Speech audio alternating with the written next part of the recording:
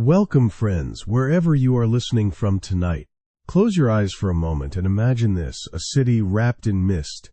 The air is damp, cold enough to sting your breath, and every sound seems to echo a little longer than it should. You stand on a cobblestone street, and the world feels slower, softer, as if the night itself is holding its breath. This is London.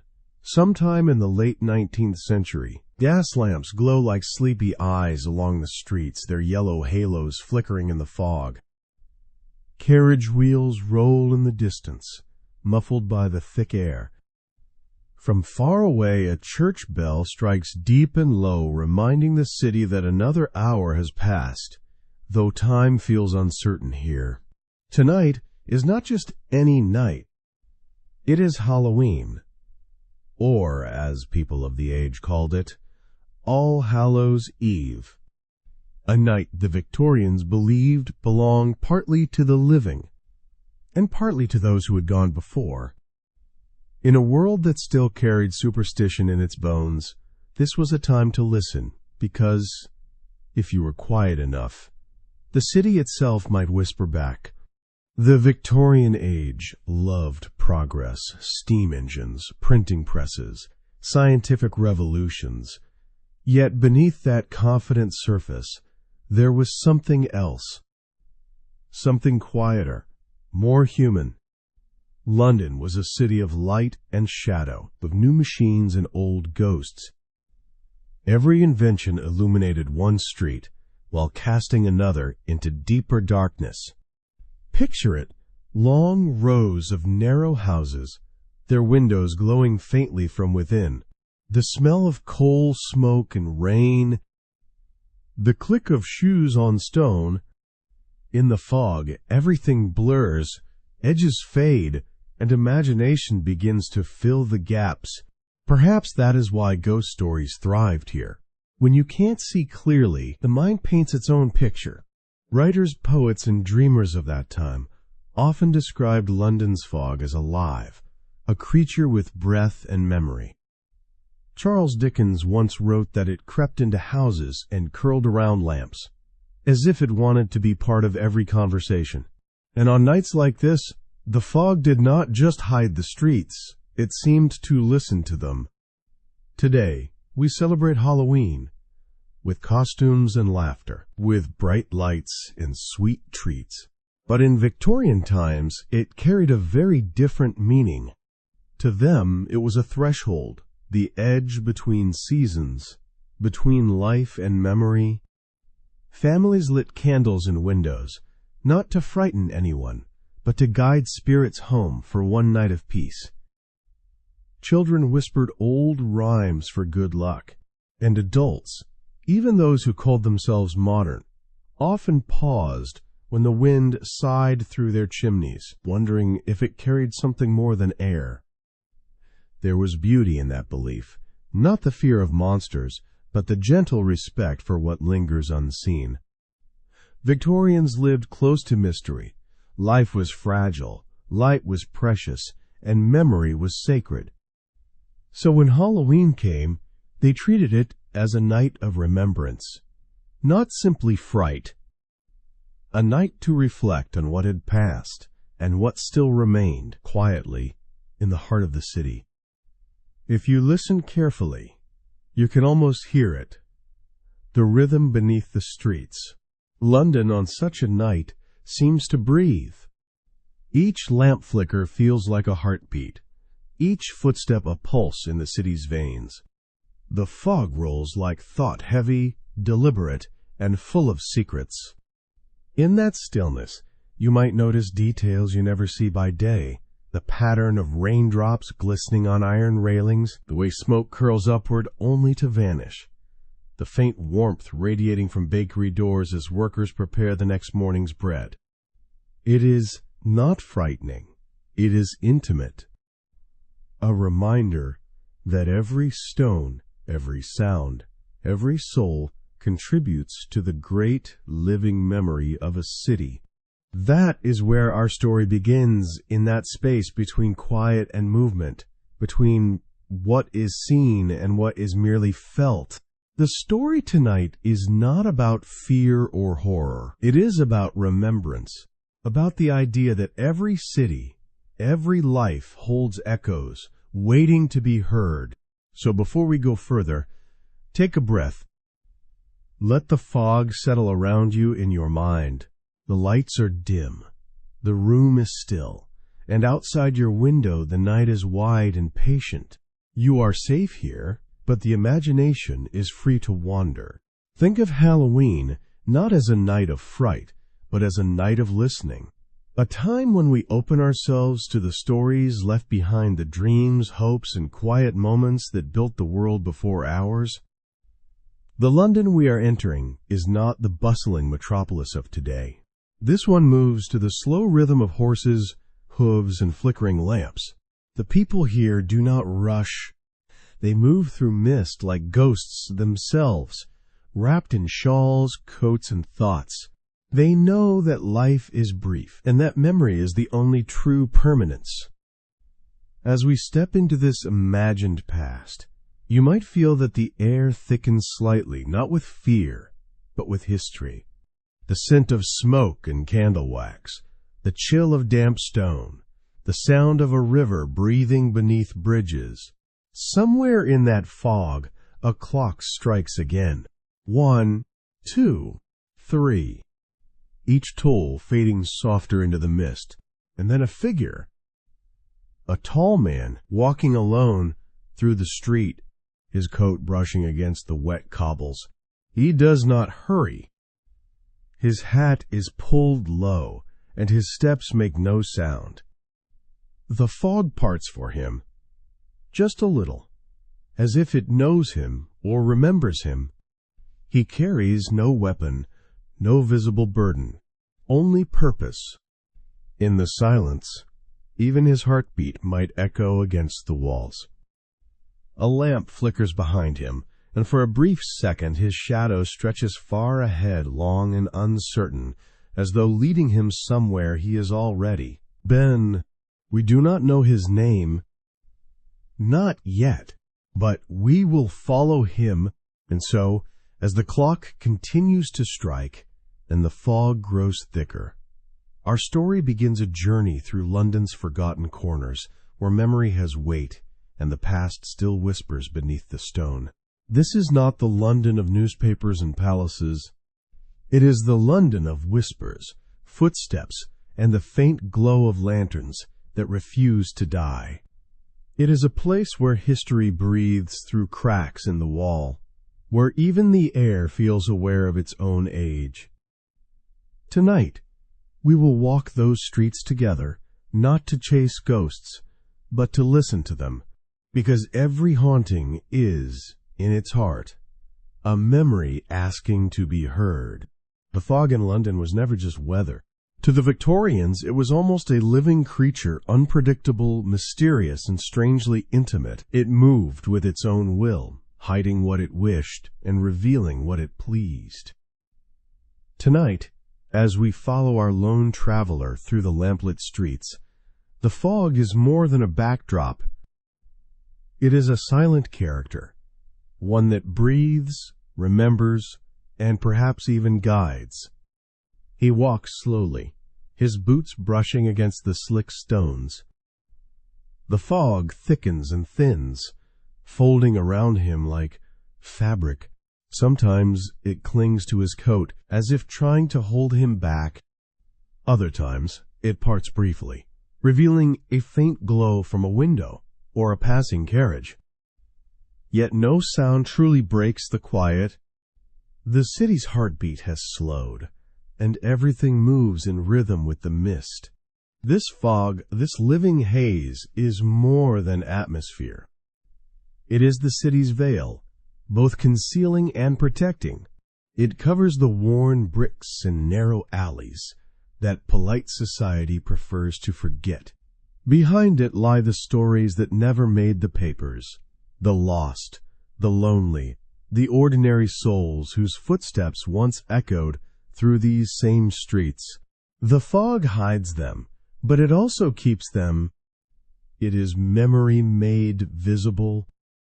As the man continues, he passes the outlines of buildings that seem to shift with the mist. A bakery, its windows glowing faintly. A church spire disappearing into gray, the glint of iron railings wet with dew. Shapes blur together until you can no longer tell where one shadow ends and another begins. The fog turns the familiar into something dreamlike, and in that dream, truth begins to surface. Victorian Londoners had a complicated relationship with their famous fog. To some, it was a menace, a choking smog born from coal and industry, thick enough to hide danger in plain sight. To others, it was a kind of beauty, softening the city's harsh edges, turning its chaos into poetry. Writers described it as smoke made holy, an element that gave the city its soul. Painters tried to capture it, Turner, Whistler, Monet, but none could paint the way it felt. It was not only seen, it was experienced. The fog blurred class boundaries, too. On nights like this, you could not tell a gentleman from a laborer, a scholar from a thief. All silhouettes looked the same in the haze. In that sense, the fog was an equalizer. It swallowed status, leaving only the outline of a human figure moving through uncertainty. And perhaps that is what made it unsettling. When everything looks the same, we are forced to confront what lies beneath appearance. Our traveler pauses beneath a flickering gas lamp. The light fights to stay alive, its flame bending and snapping in the damp air. For a moment he looks upward. Droplets glisten on the rim of his hat. The fog swirls, and within its folds, faint impressions take shape, faces that are not there, hands that dissolve when you blink. Are they tricks of the eye, or echoes of those who once stood in this very place? In this London, memory is not silent. It manifests faint, soft, insistent. A child's laughter drifts briefly through the air, distant and hollow. The man turns, but the street is empty. Only the fog remains, breathing steadily. The sound could have been imagination, or maybe the city remembering something tender from long ago. There is a certain peace in that thought, that the places we inhabit keep traces of us. Every step leaves a mark, not on stone, but on the unseen fabric of the world. The fog, dense and sensitive, might simply be the world's way of revealing those invisible marks for a moment. Like a photograph developing in slow motion, it shows us outlines of what once was. The Victorians, with all their fascination for the unseen, would have understood this deeply. They held seances, studied spirit photography, and filled their parlors with talk of ghosts. But beneath the fascination was something gentler, the yearning to believe that nothing truly disappears, that a voice once spoken, a life once lived, might still leave a trace, however faint. The fog became a symbol of that yearning, not just a physical phenomenon, but a bridge between now and then, presence and absence. The traveler keeps moving. The sound of his boots fades and reappears, echoing softly off the brick. The air grows thicker. The world narrows to a few feet ahead.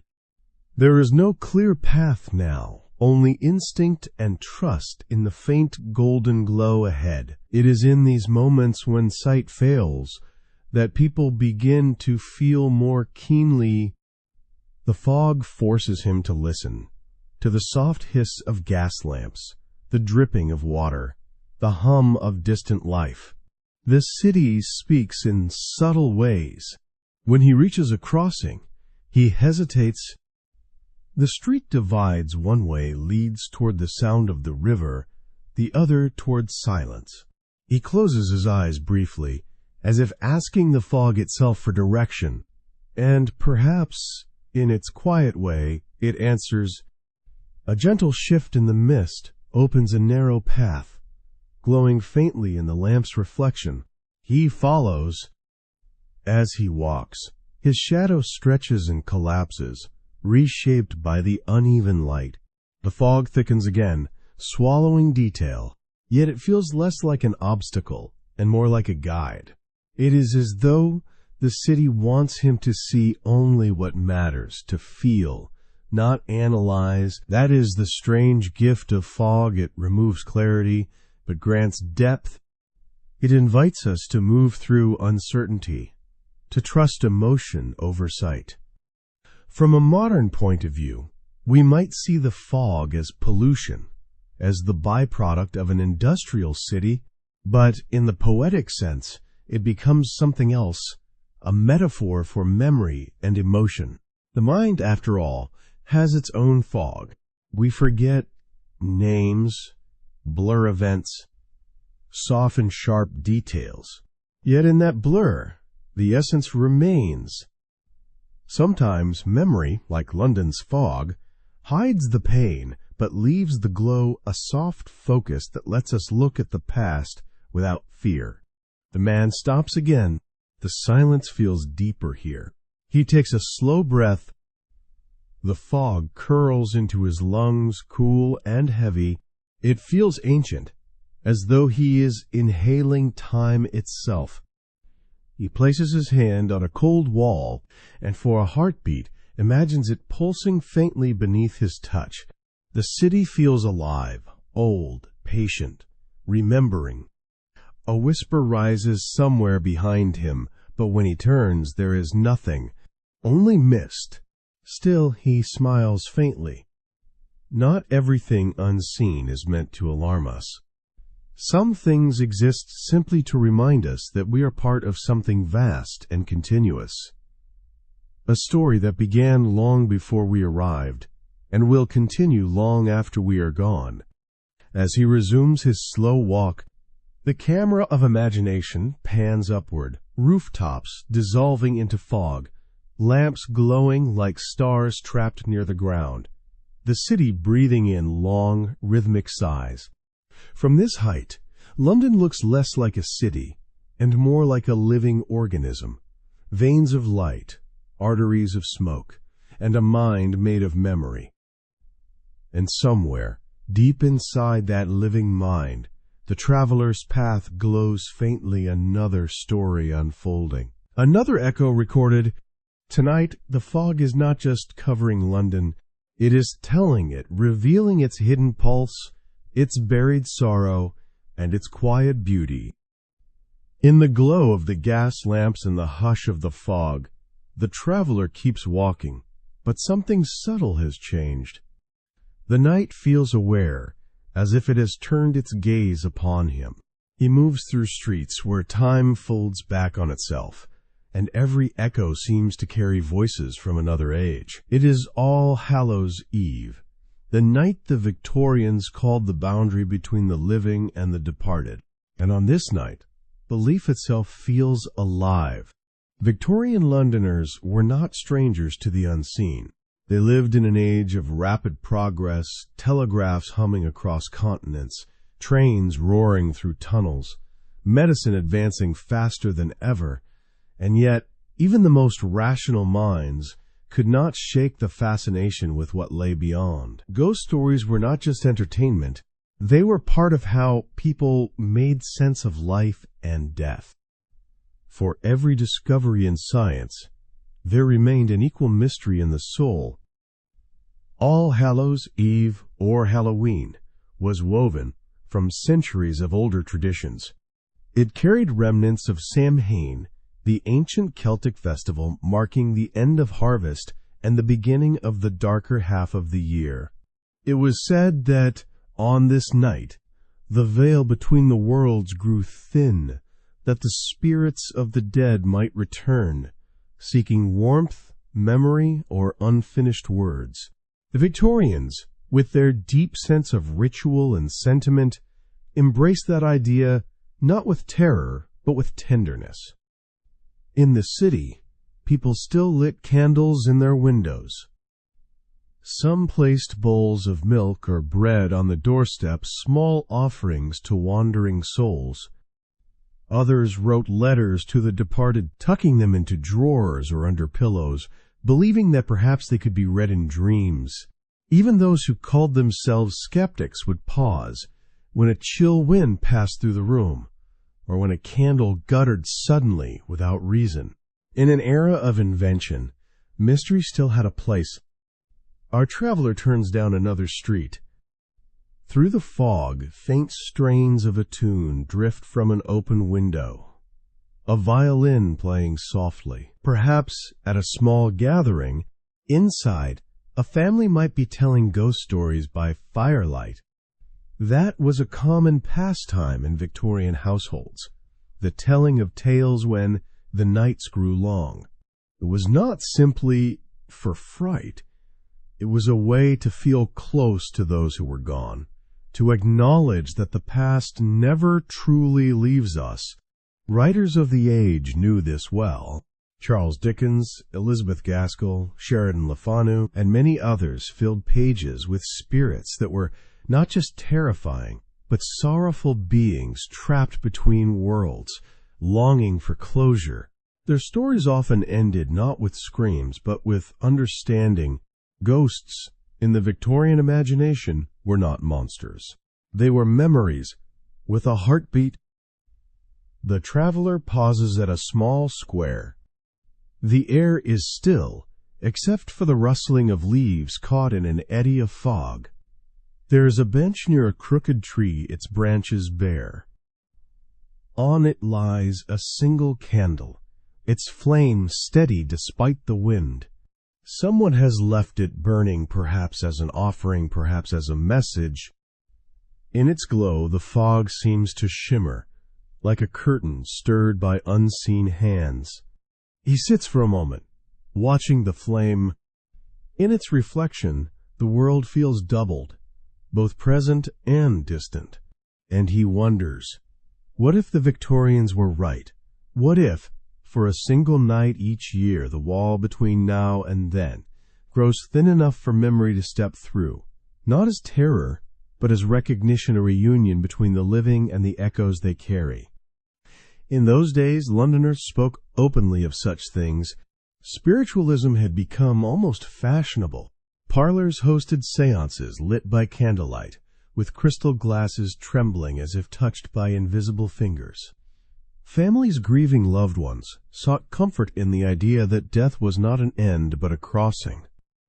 Mediums and scientists alike claimed to detect signs, flickering lights, moving curtains, whispered names. For some it was hope, for others deception, but for everyone it proved one thing: no invention could outshine the longing to connect. Even Queen Victoria herself, mourning her beloved Albert, turned toward mediums and private rituals of remembrance. She wore black for decades, kept his rooms untouched, and often spoke of sensing his presence near her. Her grief became a reflection of a nation's collective heart, one that beat with both progress and nostalgia. And so, on nights like this, when the fog wraps the city in silence, you can almost feel that duality, the balance between the material and the mystical. The Victorians lived in a world of contrasts: electric light and candle flame, laboratories and seance rooms, factories and church bells. Halloween for them was not about fear, it was about acknowledgement. An acceptance that the world was vast, layered, and full of quiet company. The traveler stands again, the candlelight flickering against his coat. The fog swirls softly around his legs as he begins to move once more. Ahead, the city stretches bridges, crossing black water, towers piercing the gray. In every window, a different story glows faintly: a family at supper, a nurse tending a patient, a writer bent over a candle, drafting a tale about ghosts. And outside, the streets hold the breath of them all. In modern times, we often treat Halloween as spectacle masks, costumes, bright colors, and noise. But if we listen closely, its roots still whisper the same message: remembrance. The idea that for one night the boundary softens, and the past can speak gently through flickering light or drifting wind. The Victorians might have believed in ghosts, but what they really believed in was connection, the invisible thread between hearts, stretched across time. As the traveler walks, he imagines that thread countless strands weaving through fog, binding every soul who ever lived in this city. The child who once played by the river, the mother who watched the lamp from her window each night, the worker who carried coal through the cold dawn. None are lost entirely. The city remembers them, and the fog carries their breath. He reaches the end of the square, where the street narrows again. The candle's light fades behind him, but its warmth remains. Ahead, another lamp glows faintly, drawing him forward, as if the city itself is leading him deeper into its memory. The fog folds close again, and in its soft embrace he feels not fear, but reverence.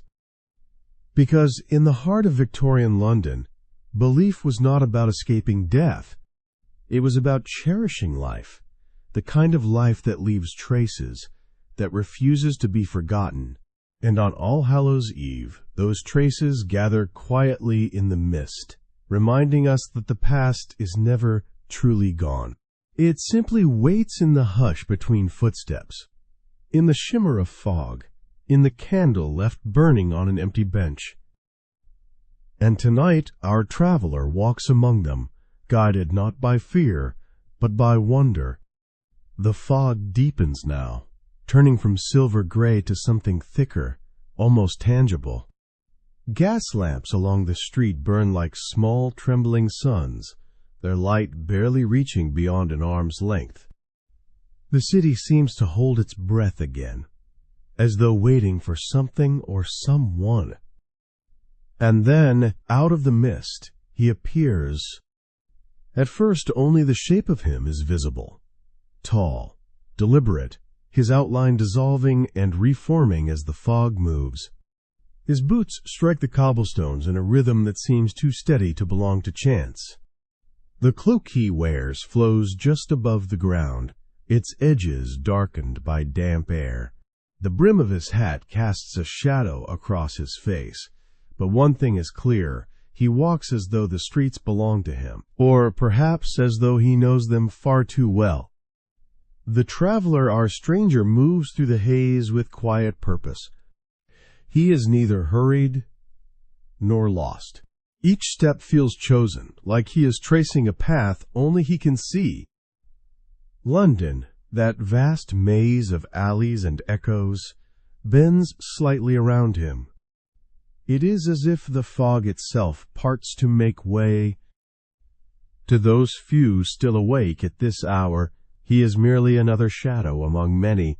A carriage driver, guiding his horse through the mist, glimpses him briefly and lowers his eyes. A woman hurrying home from the bakery crosses to the opposite side of the street, without quite knowing why. Even the night watchman, lantern swinging at his side, pauses when he hears the faint echo of steps and feels something unexplainable in the air, a sensation both heavy and familiar. There is no malice in the stranger's presence, but there is weight, a gravity that pulls at attention. He does not seek to be noticed, yet everything around him seems to notice anyway. Cats freeze mid-step. A window curtain stirs, though no breeze touches it. The fog thickens, then thins, like a living thing breathing in rhythm with his stride. He turns down Fleet Street, where the lamps grow sparser and the world seems older. The walls close in, bricks blackened by coal soot. Faded signs hang above shuttered doors. Tailor and Sons, bookbinder, apothecary. All quiet now, their trades asleep. The echo of the stranger's steps slides between the buildings, sounding at times near, at times impossibly far. as though the city itself is repeating his walk beneath the stones. For a moment he stops beneath a lamp and looks upward. The faint orange glow reflects off his coat buttons, tiny circles of light, swallowed almost immediately by fog. From this close, one might notice his hands pale, gloved, motionless at his sides, not clenched, not fidgeting, merely waiting. He seems to be listening to something only he can hear. Then, from somewhere down the street, comes a sound, a distant toll of a church bell, slow, resonant, and strangely uneven. 1, 2, 3. The traveler lowers his head slightly, as though in acknowledgement. To him, this is no ordinary sound. It is a signal, or perhaps a memory. The bell fades, but he does not move immediately. Around him, the fog ripples with subtle motion, like water disturbed by an unseen hand. The light bends strangely in the mist. For an instant, shapes seem to flicker, silhouettes of people that vanish as soon as you try to focus on them. A woman in a bonnet, a man carrying a walking stick, a child clutching a toy, none solid, all dissolving. The stranger does not react. He simply begins walking again, deeper into the narrowing lane, where the lamps end and only darkness remains. It is here that London changes character. The grandeur of the city, its towers and cathedrals, fades behind him. What lies ahead is smaller, quieter, alleys so tight they barely admit two people side by side, walls damp with centuries of breath. A cat darts across his path, its eyes flashing like coins before it disappears into the dark. The ground gleams faintly with puddles that reflect nothing. He moves forward, the sound of his boots the only rhythm left. In this silence, even that feels intrusive, each step a soft reminder that he belongs to the living world, while everything around him seems to hover somewhere else. At one corner, he pauses before a row of tenements. A faint light flickers in one upper window, the glow of a single candle. Behind the glass, an old woman is bent over a table, lips moving in prayer. The stranger watches for a moment, expression unreadable. Then he touches the brim of his hat, almost like a gesture of respect, before turning away. The fog swirls thickly as he moves. There is a kind of ceremony in his pace, unhurried, solemn, like a priest in procession. When he passes under a broken archway, the air seems to cool by a few degrees. The smell changes too, from damp stone to something older, earthy, metallic. The city's scent deepens, carrying traces of river mud and iron. The traveler pauses again, gloved hand brushing the wall beside him. The brick beneath his fingers feels warm, though no sun has touched it for hours. He closes his eyes briefly, listening. The city hums faintly, a low vibration that seems to come not from above, but from below. Perhaps from tunnels, or from something more mysterious still, the echo of what London keeps buried. He opens his eyes. The fog shifts again, and for a brief heartbeat the street looks almost transparent. Beneath it, impossible yet clear, lies another London, older, ghost-like, narrow lanes built over centuries ago, filled with the faint silhouettes of people long gone. Vendors calling out, children running, horses clattering. The soundless film of a city remembering itself. Then the vision fades, swallowed by mist. The traveler exhales slowly and begins walking once more. Who is he? A historian tracing forgotten paths, a restless spirit walking the streets of his own memory, or simply a man too curious to fear the unknown? The story does not tell us yet, and perhaps that is the point. Mystery is its own kind of mirror. He turns another corner and stops. Ahead, the street ends abruptly in a small, crooked square, its center dominated by an old water pump leaning slightly to one side. The air here feels heavier, almost sacred. A single figure stands at the far end, holding a lantern, its flame small but steady. The stranger watches in silence. The lantern-bearer hesitates, the light trembling slightly in his hand. He can't yet see the man clearly, only his outline framed by the fog. Still, he feels something shift in the air, a faint pressure, a stirring of breath, as though the city itself has awakened to watch this meeting. The stranger takes one final step forward, and the fog curls back as if yielding ground. Two silhouettes face one another across the square, one trembling, one utterly still. Between them, the fog ripples softly, not as air, but as water disturbed by memory. And in that suspended moment, the story begins to change. The city's breath deepens, the lamps flicker, and a whisper rises from somewhere unseen, the first voice of what London remembers. The stranger steps forward, and the lantern-bearer instinctively retreats a pace. Between them, the fog thickens, drifting like a slow tide that hides and reveals in rhythm. The square behind fades, until even the lamps become pale ghosts of light, swallowed whole by grayness. Only the faint, trembling glow of the lantern remains a fragile heartbeat in the dark.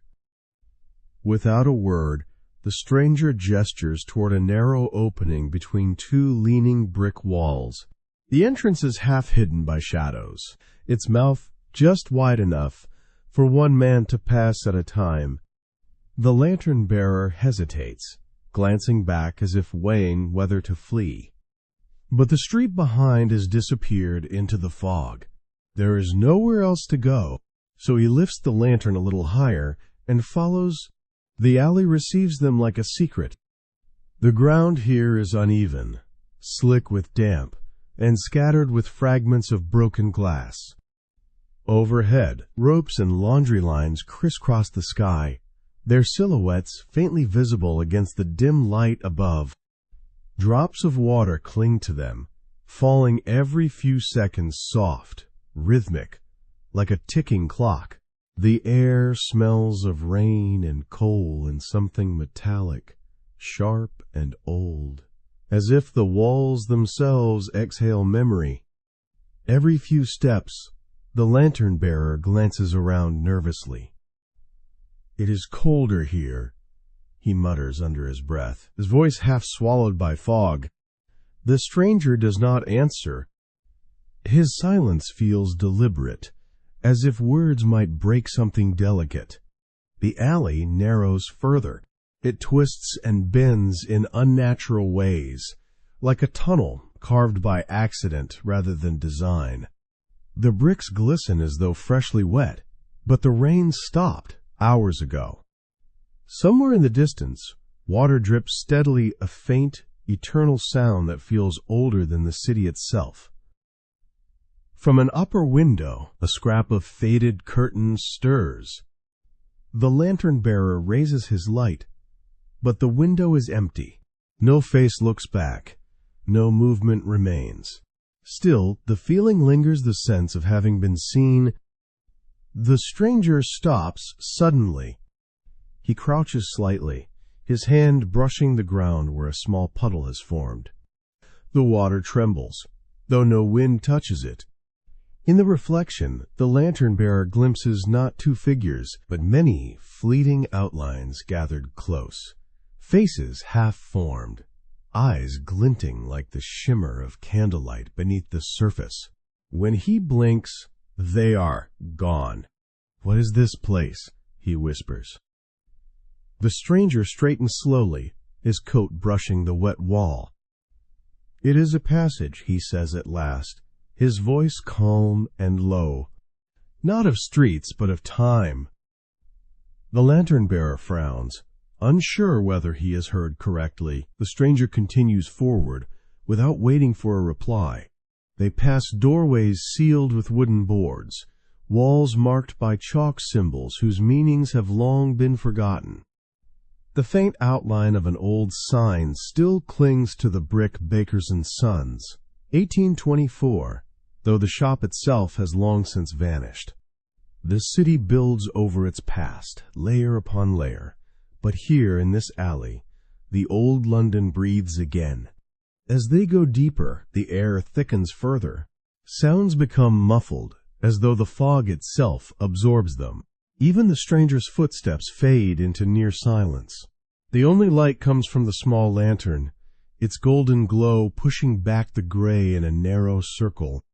Beyond it, the mist moves, not drifting aimlessly, but shifting in slow, deliberate patterns.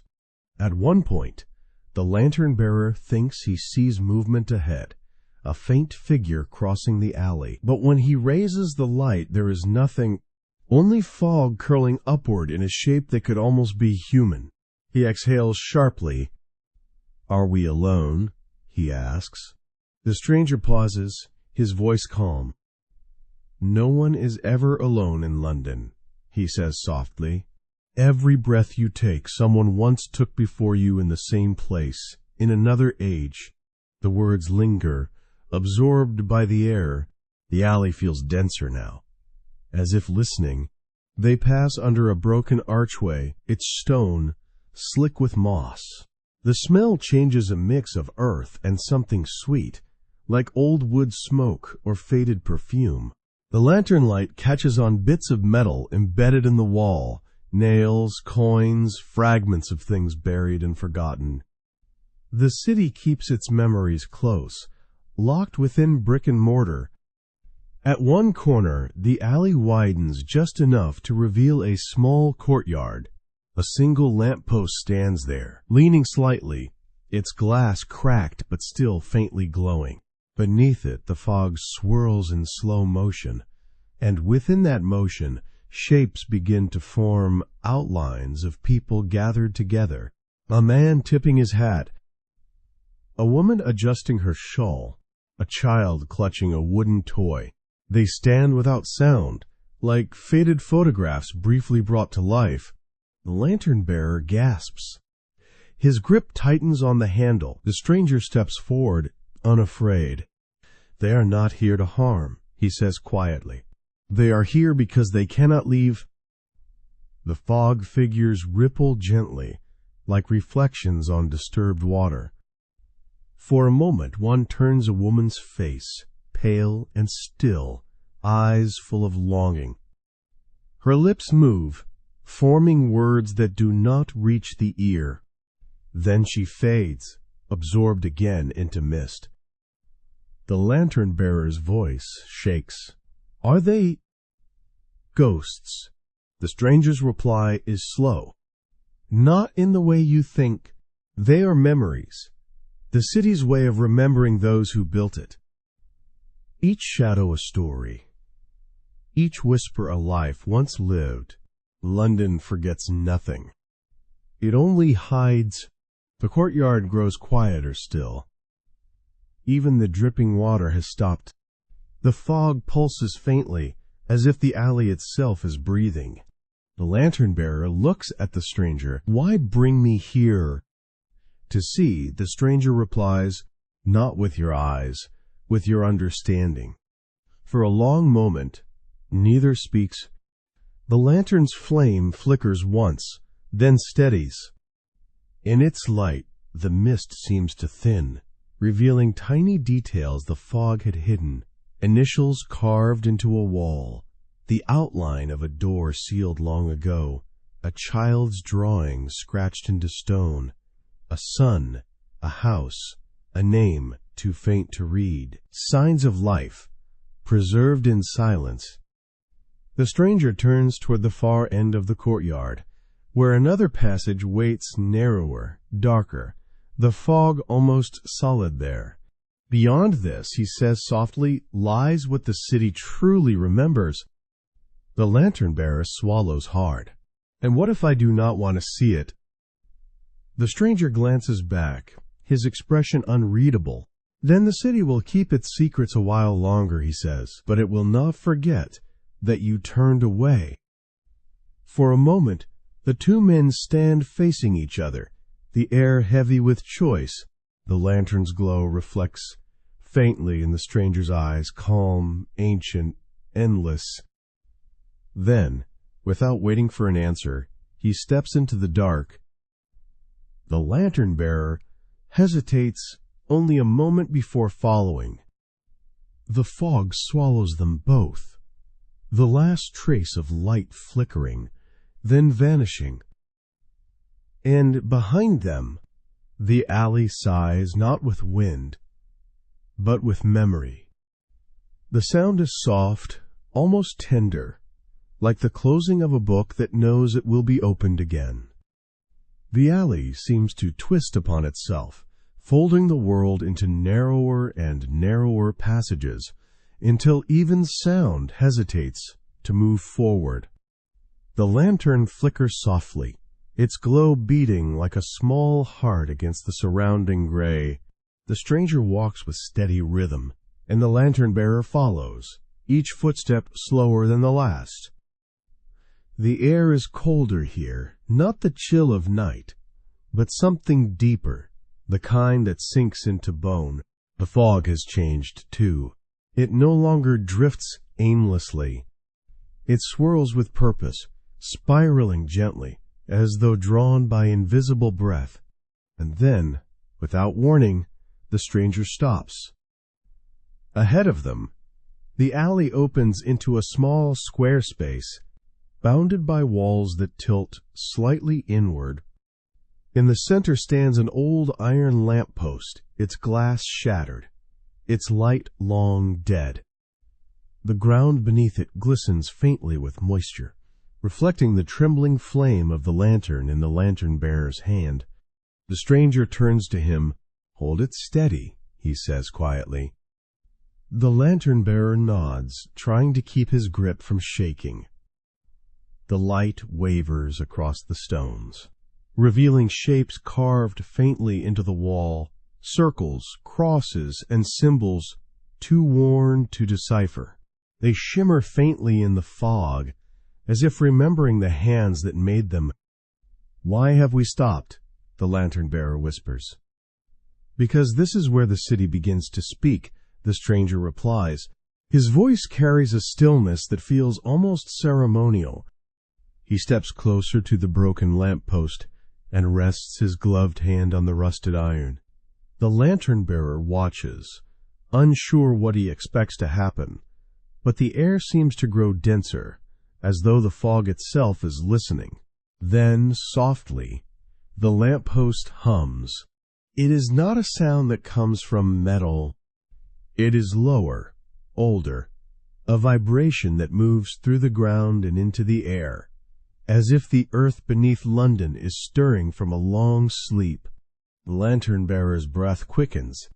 The flame quivers violently, stretching upward, as though drawn by the unseen pulse. The fog begins to shift, slowly at first, then in spirals that circle the post, and within that spiraling mist, a shape begins to form. It starts as a ripple of light, faint, unsteady, like a reflection on moving water. Then it thickens, gathering shadows and soft outlines until a figure stands before them. It has no clear edges. Its form seems to breathe in and out with the fog, one moment almost human, the next a drifting cloud. But the face, or what passes for a face, flickers through countless expressions, as if 1,000 lives were flashing through it in silence. The lantern-bearer staggers back, his hand trembling so violently that the flame nearly goes out. The stranger lifts his own hand calmly, signaling him to stay still. "Do not fear," he murmurs. "It is not a ghost, as you imagine it." The apparition tilts its head slightly, as though listening. The fog thickens around its chest, and when it exhales, the air itself seems to whisper a chorus of half-formed voices, layered and distant.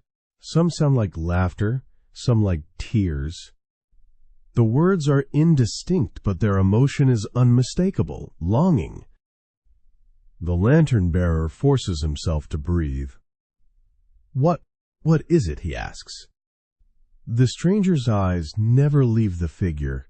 "It is the city remembering," he says. "The past does not die here. It gathers.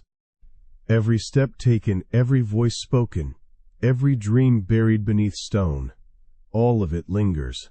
And sometimes the city breathes it out again."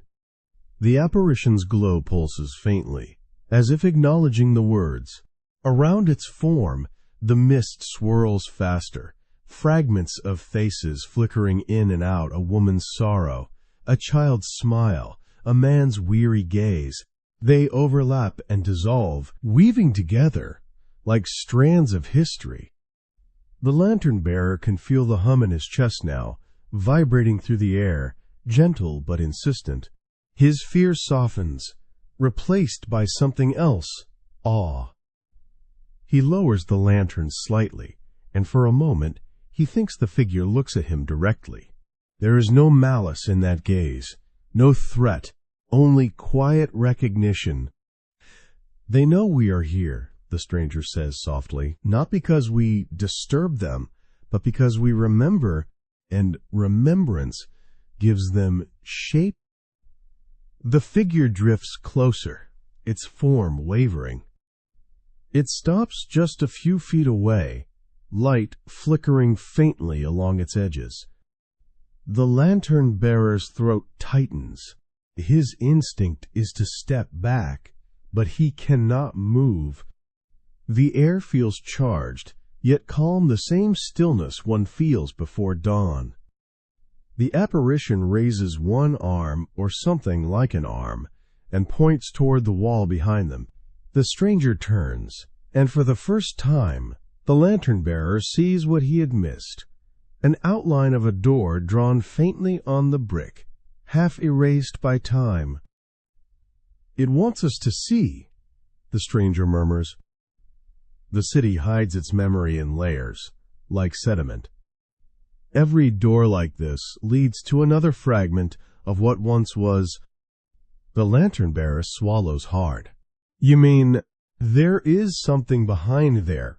"Not something," the stranger says. "Someone's memory." The figure's light flickers once more, then begins to fade, dissolving back into mist. The hum quiets until only the dripping of distant water remains. When it is gone, the fog seems lighter, as though it has exhaled. For a long time, neither man speaks. Then the stranger steps toward the faint outline on the wall. He brushes away some dirt, revealing a patch of older brick beneath smoother, almost polished by countless unseen hands. The city remembers. Through touch, he says, "We leave marks we never notice. A handprint, a breath, a step. All become part of its skin." He presses his palm against the wall. For a moment, nothing happens. Then, faintly, the brick seems to respond, a low vibration, like a heartbeat behind stone. The lantern-bearer feels the hairs on his arms rise. How is that possible? The stranger looks back at him with calm eyes, because London was built on lives, not just stones. And lives never vanish completely. They echo. He lowers his hand, and the vibration fades. The silence that follows is not empty. It feels alive, like a held breath. The lantern-bearer looks around and realizes that the fog, too, has changed color from gray to a pale, almost golden hue, like morning trying to find its way into the night. "What happens now?" he asks quietly. The stranger glances once more at the mark of the door. "Now," he says, "we follow where memory leads." He takes a step back and gestures for the lantern-bearer to bring the light closer. The flame flickers across the stone, and for an instant the outline of the door glows faintly, as though drawn from within by unseen light. And then a sound. A soft click. The wall shivers, almost imperceptibly, and a thin seam appears where no seam was before. The lantern-bearer stares, heart pounding. It is opening. The stranger nods. The past always does, if you ask it gently enough. The narrow passage beyond reveals only darkness, yet it feels inviting, not foreboding. The stranger steps toward it first, his outline merging with the shadows. The lantern-bearer hesitates, casting one last glance at the empty square behind them. The fog has grown still, as if the city itself is waiting. He lifts the lantern, takes a slow breath, and follows. The wall closes behind them with a whisper, a sigh, almost human, and the light disappears into the depths. The air changes as soon as the wall seals behind them. The fog remains, but it is thinner here, no longer drifting like smoke it hovers, glowing faintly with its own quiet light. The passage stretches ahead, narrow and curved, carved from ancient stone that seems to breathe in rhythm with the city above. The lantern-bearer holds his light close, its glow dancing along the walls. He expects dust and decay, but the stone feels clean, almost polished. There is a strange warmth to it, as if it has absorbed the heat of countless hands. Faint inscriptions trace the surface, names, dates, short phrases in fading ink and soot. Some are legible, others dissolve into mystery. The stranger walks ahead with sure steps, as though he has been here before. "These tunnels are not on any map," he says softly. "They do not lead beneath buildings. They lead beneath memory itself." The lantern-bearer frowns. Memory. The stranger glances back. Every city remembers, not through words, but through places. Streets, walls, objects, all of them hold the residue of the lives that touch them. This is where London keeps what it cannot bear to lose. He slows his pace, and the two men stop before a small alcove carved into the stone. Inside rests a collection of objects, arranged with strange precision. A child's shoe, worn thin at the toe. A cracked teacup with faded blue flowers. A locket containing a lock of hair. Each item glows faintly in the lantern light, and the air around them hums softly. The lantern-bearer leans closer. "What are these?" "Remnants," the stranger replies. "When something is loved enough, or lost enough, it leaves an echo. The city gathers those echoes here, not as ghosts, but as feelings given form." He reaches out and touches the teacup. The faint hum grows stronger, and suddenly the lantern-bearer hears something, a woman's laughter, soft and fleeting, like the memory of sunlight through lace curtains. It lasts only a second before fading back into stillness. The lantern-bearer steps back, heart pounding. "I heard her." "Yes," the stranger says quietly. The city remembers her. They continue down the corridor. Every few steps, another alcove appears, each with its own small collection of relics. A book missing its cover, a soldier's medal, a faded ribbon, a child's wooden horse. Every item hums faintly, like a note in an unseen melody. "These are London's true ghosts," the stranger murmurs. "Not the spirits that frighten or wail, those are born of guilt or fear. These are the gentle ones, the quiet echoes. They are what remain when stories end, but love does not." The lantern-bearer walks slower now, studying the walls. He can feel something in the air, not sorrow exactly, but weight. The emotional gravity of countless lives overlapping, blending into one another. He realizes that the hum he hears is not a single tone, but the layered song of a city alive with its past. At one alcove, a small journal lies open. The writing is nearly invisible. The ink bled into the paper. The stranger tilts his head. "Would you read it aloud?" The lantern-bearer hesitates, then nods. He holds the lantern close and squints at the words. It says, "Today I walked by the river again. The fog was thick, but I thought I saw his shape among the boats. I will keep coming until I do." He looks up, voice trembling slightly. "It is just sad." The stranger shakes his head. "No, it is devotion. The city remembers not because of tragedy, but because of emotion. Pain, love, hope, those are the anchors of memory." As they move deeper, the tunnel widens into a circular chamber. The air is warmer here, vibrating softly like a living heart. The walls shimmer faintly, reflecting the lantern's light in endless ripples. In the center stands a stone pedestal, covered in carvings, spirals, hands, stars, eyes. Resting atop it is a small wooden box, unadorned except for a single engraved word, "Remember." The stranger approaches with reverence. "This is the heart," he says, "the point where all memory converges. Everything the city has ever felt gathers here: the laughter, the loss, the quiet moments between." The lantern-bearer whispers, "It feels alive." "It is," the stranger replies, "because remembrance is life. Forgetting is death." He places his hand gently upon the box. The carvings around it begin to glow faintly, tracing lines of light along the stone floor.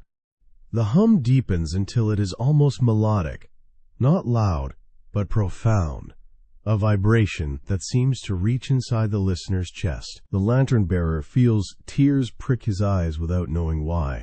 Then a voice rises soft, overlapping, like wind through leaves. Not one voice, but many.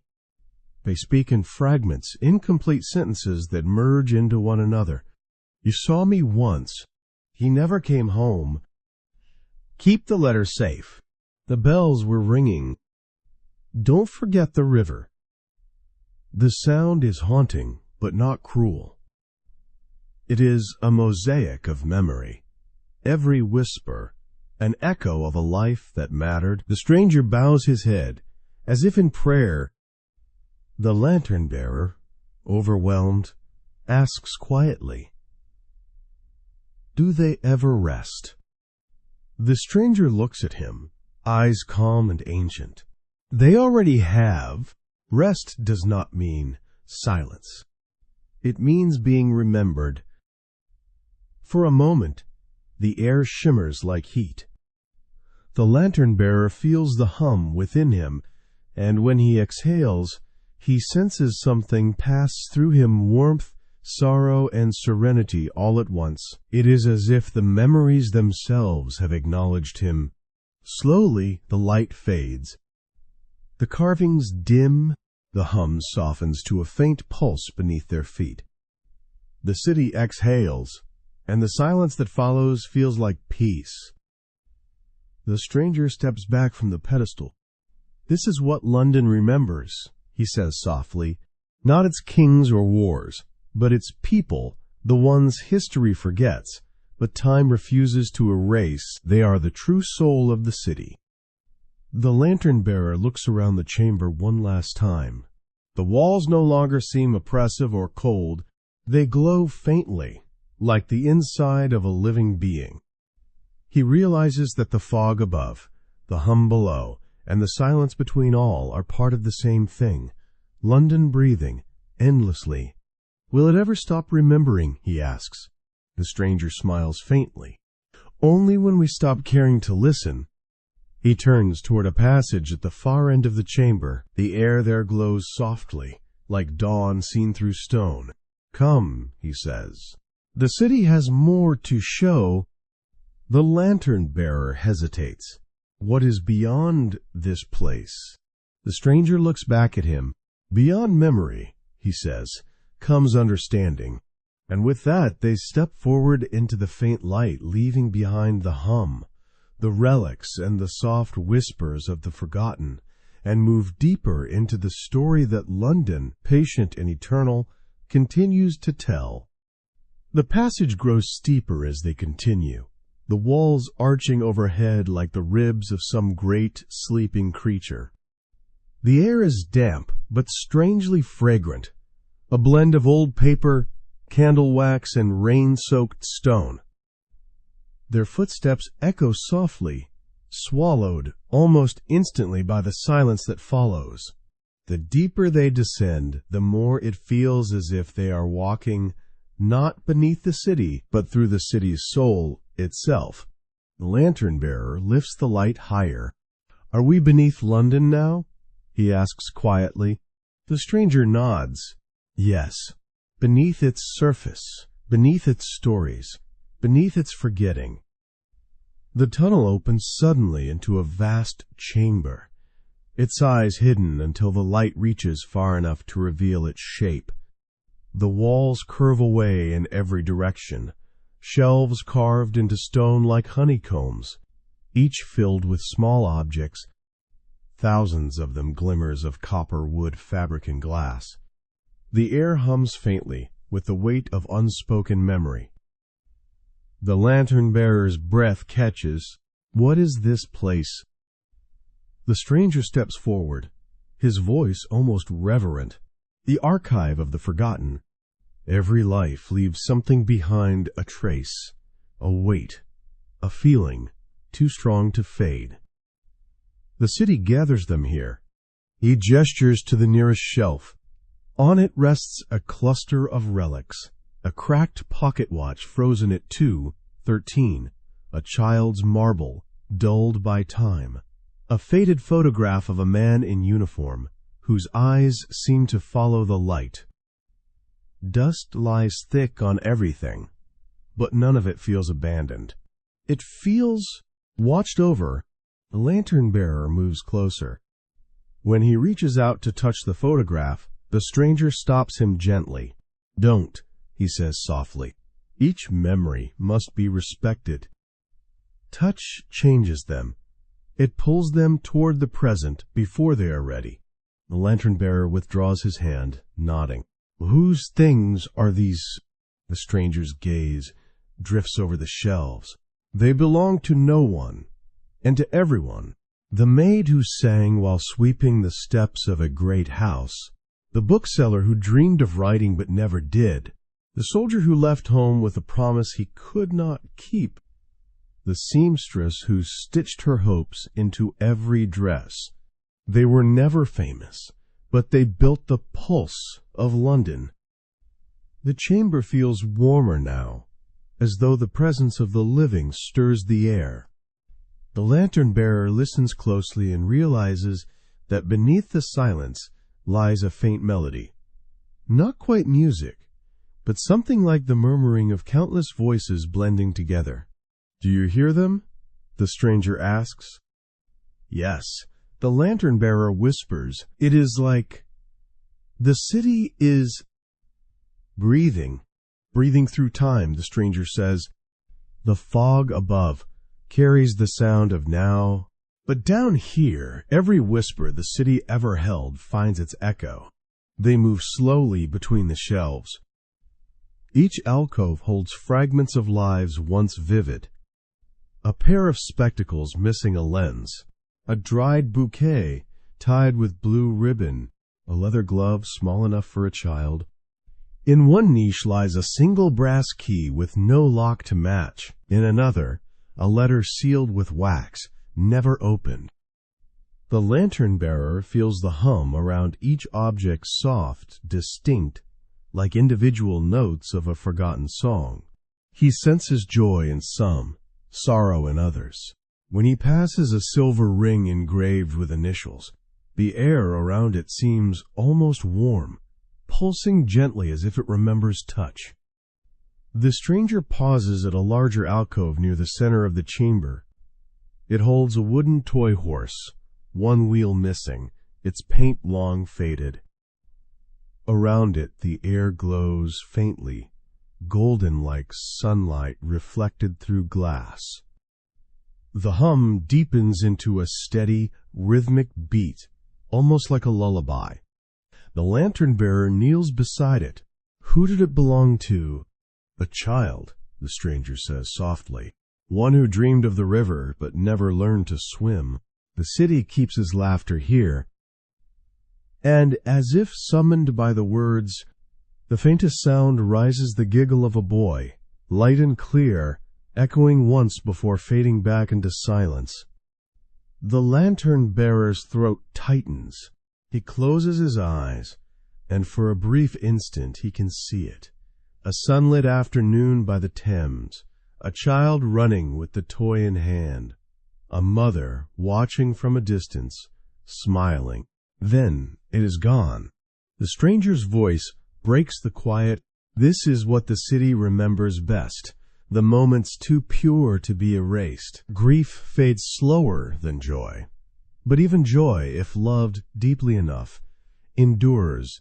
They walk onward. The shelves rise higher, reaching toward unseen heights. The lantern's glow catches fragments of metal and bone, paper and cloth, shimmering like stars trapped in stone. Some alcoves are empty, waiting for stories not yet told. The tunnel beyond the chamber leads downward again, and they follow. The hum fades behind them, replaced by a low, rhythmic throb that seems to come from beneath their feet. The walls grow darker, the stone older, veined with streaks of black and silver. This part, the stranger says quietly, is where memory becomes instinct. The deeper you go, the more the city ceases to remember names and begins to remember feelings. The lantern-bearer frowns. Feelings. Yes, the heartbeat of existence itself, the first fire, the first dream, the first loss. They are here too faint, but eternal. The path widens into another chamber, smaller but more vivid. The walls shimmer faintly with light that seems to come from nowhere. On the floor are objects unlike the others, not physical relics, but images hovering faintly in the air, transparent and moving. A hand, writing a letter. A woman brushing her hair by candlelight. A man waiting under a lamppost that no longer exists. The lantern-bearer's voice drops to a whisper. Are they memories, too? Not memories, the stranger replies. Reflections. When the emotion of a life is strong enough, it leaves behind its motion, its habit. These are moments the city replays. Like dreams. The lantern-bearer watches one of the images. The man at the lamppost repeat his small movement endlessly, glancing down the street, then back again, waiting. The emotion is so palpable that the air around him feels heavy with expectation. Did she ever come? The lantern-bearer asks. The stranger's eyes soften. Sometimes she does, sometimes she does not. Memory shifts with the dreamer.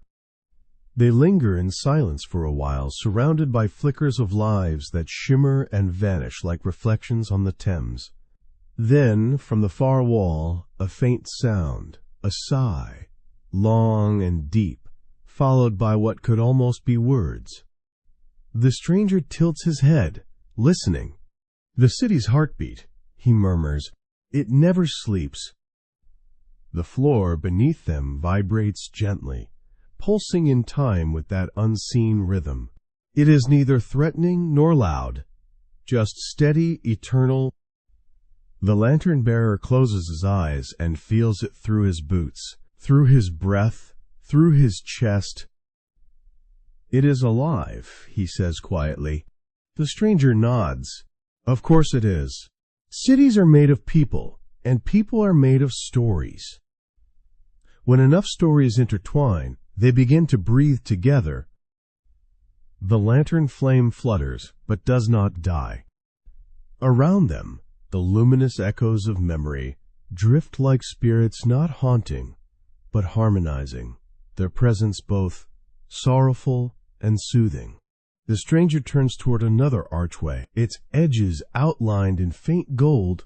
"Come," he says gently, "we are close to the center, the heart that ties all these stories together." The lantern-bearer takes one last look at the glowing relics, the suspended memories, the endless rhythm beneath their feet.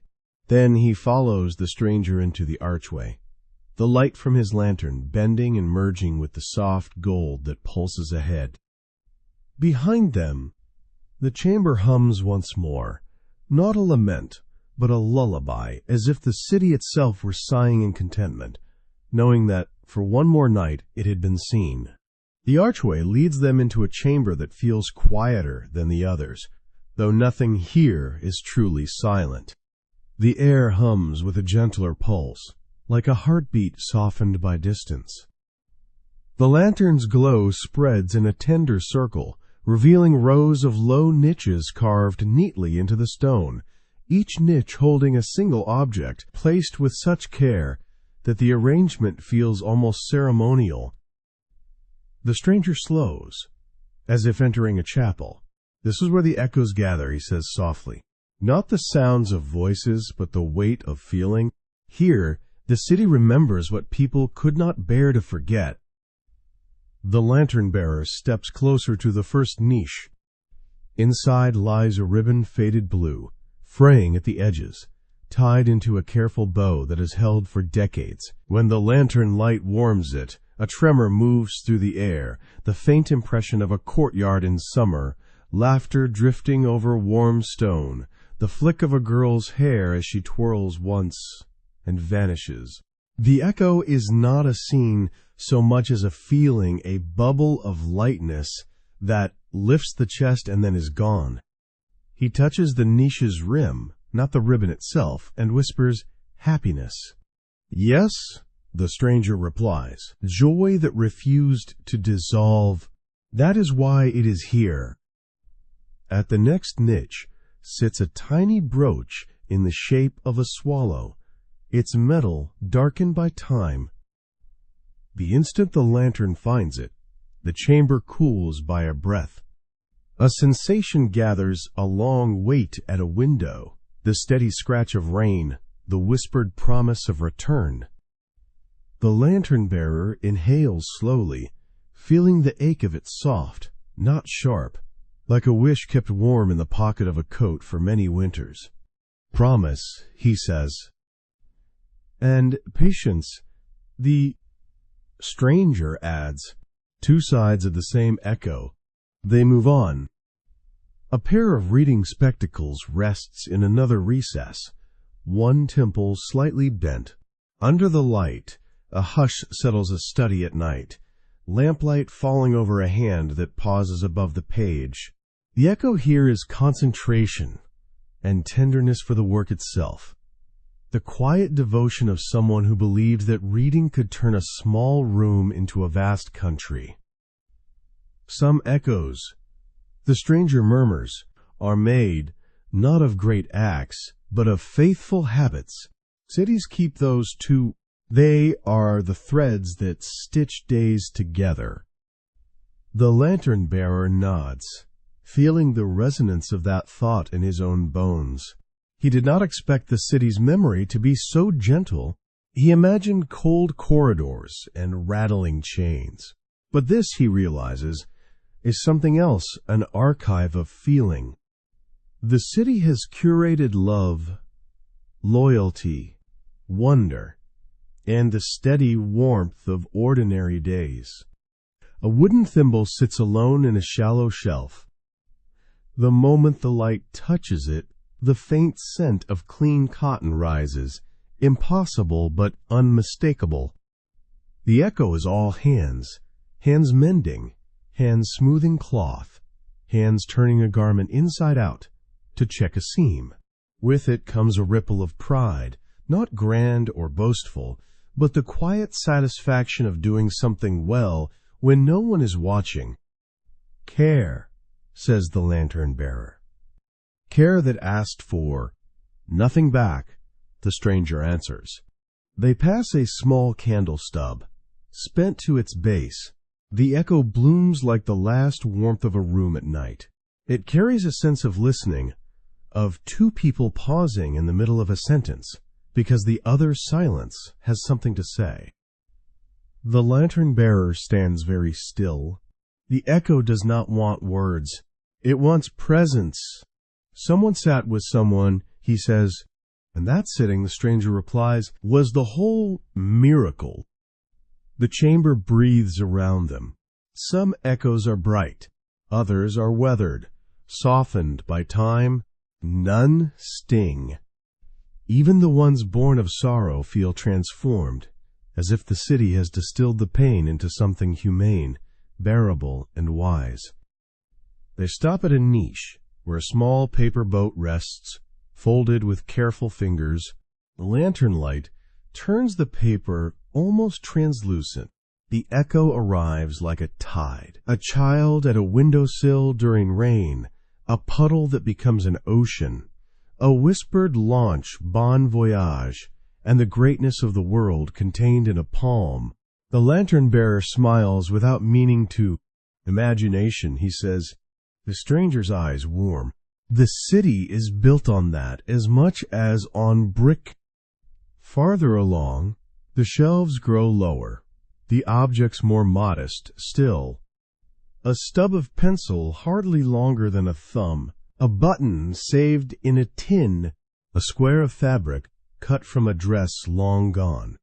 And with each, a sensation rises, the discipline of thrift, the small dignity of saving what can be saved, the art of making enough into plenty. The echoes carry pride, not deprivation. Scarcity, the lantern-bearer says softly. And ingenuity, the stranger replies. There is courage in making beauty out of less. They come upon an empty niche. No object rests in it, only dust, and a faint, circular impression left by something that was once there. The lantern-bearer frowns, lifting the light closer. An echo can move, the stranger says, answering the unspoken question. When it is called by someone above ground, someone who remembers with full heart, an echo may rise for a time to meet them.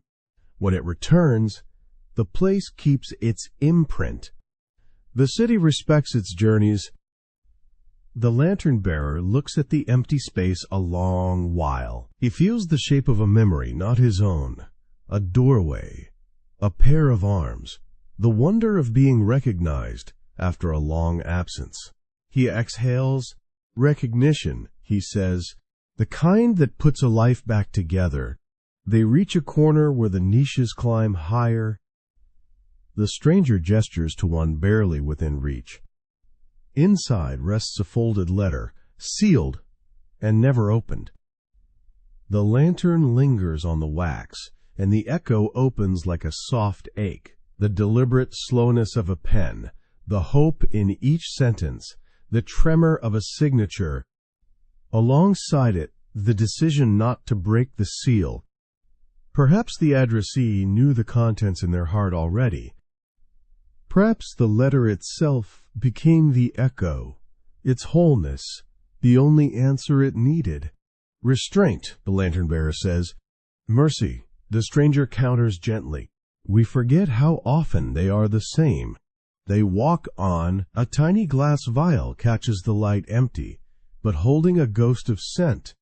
Its echo is laughter in a mirror, joy at one's own reflection, not as vanity, but as permission to be fully alive. A small music box with a broken key hums with waltz steps imagined if not danced. A scrap of a map, its edges torn, carries a compass of longing north, becomes not a direction but a vow.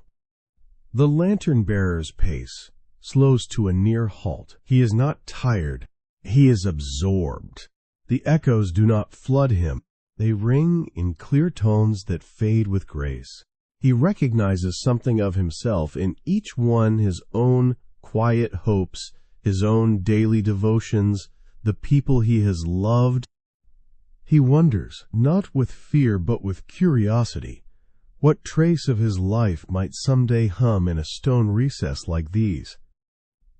Does every life leave an echo, he asks, eyes on the shelves? If it loved or was loved, the stranger says, the city remembers the exchange, not the ledger. A tremor runs through the floor, gentle, like the ripple of a breath. The chamber dims and brightens once, as if blinking. The stranger tilts his head, listening. It is shifting, he says. The echoes are aligning. What does that mean? That their song is about to change key. The lantern-bearer waits, unsure what to expect, and then hears it. The harmonies of the room overtone into something fuller. The echoes that were separate, joy, patience, care, imagination, begin to braid. The chamber's hum deepens in color, shaded now with the resonance of shared life. He feels it in his chest as a fullness bordering on tears, though nothing here is sad. It is enormous. It is kind. The city remembers people together, the stranger says, not as isolated stories, but as a choir. Every echo is a note, and the song is the whole, the living idea that no moment was wasted. The lantern-bearer closes his eyes, letting the sound travel through him. He feels the ribbon's laughter link to the candle's presence, the spectacles, devotion to the thimble's care. The paper boat's imagination floats on the tide of the unopened letter's mercy. Scarcity's ingenuity ties a bow in someone's hair, and the empty niche recognition returns as a refrain. You are known, you are known, you are known. When he opens his eyes, the chamber seems gently brighter, though the lantern has not changed. Why show me this? He asks, voice low. Because fear misunderstands haunting. The stranger answers, most of what lingers does so out of love. Cities keep teaching this lesson, but we forget. On nights like this, we are invited to remember. A final row of niches curves toward a narrow door of stone, no handle, only a seam. In the last recess sits a simple house key. Its iron is worn smooth, and yet it gleams as if newly made. The echo it carries is unmistakable. Return. The relief of a latch turning at dusk. The quiet click of safety. The knowledge that inside a light waits. The lantern-bearer cannot help it. He reaches out, then stops, his hand hovering, remembering the stranger's caution. The key hums once, a small, consenting sound, and the seam in the stone door loosens. A breath of warmer air slips through. The stranger inclines his head. They are ready to show you the room that echo opens. What room is that? The one every city hides in its heart, he says, where the remembered become remembrance, where love is not a feeling but an architecture. The door slides inward without touch. Beyond it lies a soft light like morning through curtains, and the promise of further understanding, the kind that does not wound, but mends. Come, the stranger says, and for the first time his voice carries a shade of joy. The choir has rehearsed long enough. It is time you heard the song as a whole. The lantern-bearer steps forward, the key's echo still warm against his palm, though he never picked it up. Behind them, the chamber releases a long, contented sigh, as if the city, indulged and understood, settles a little deeper into its breathing.